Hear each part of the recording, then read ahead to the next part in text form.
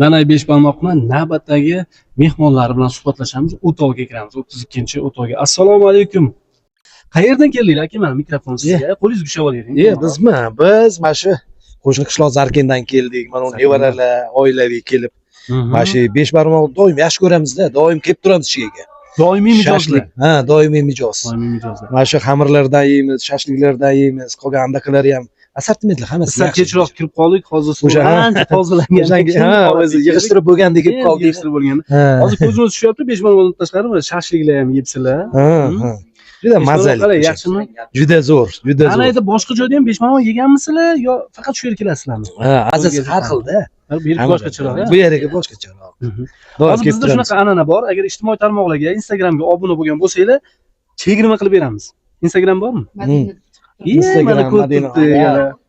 O'g'limda ham, o'zimda ham hammamizda sizlarga a'zo bo'lganmiz. Menga bosmagan ekanlar. Demak, keyin ham chegirmadan ozod qilamiz. Yo'q, hazil, mayli. Layklarni qizartirib bosib qo'ying. Hozir mana ko'rib turganingizdek, hurmatli aziz do'stlar, mana gap isboti bilan bo'lishi kerak.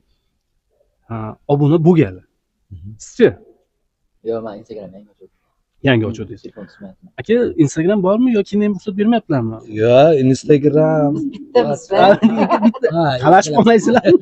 Bo'ldi, gap bo'lishi mumkin emas. Xuddi doimiy mijozlarimiz, ko'rib turganingizdek, Beshbarmoq shashliklar bu yerda hozir mazza qilib o'tirib, tanovul qilishgan.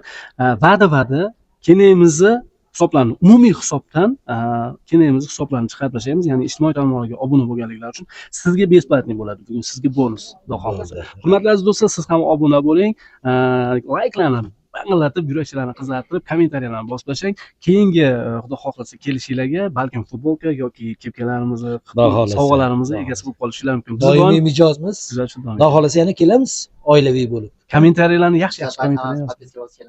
Xudo xohlasa. Xo'p bo'ladi. Rahmat. Sog' bo'linglar. Yoqimli ishlar.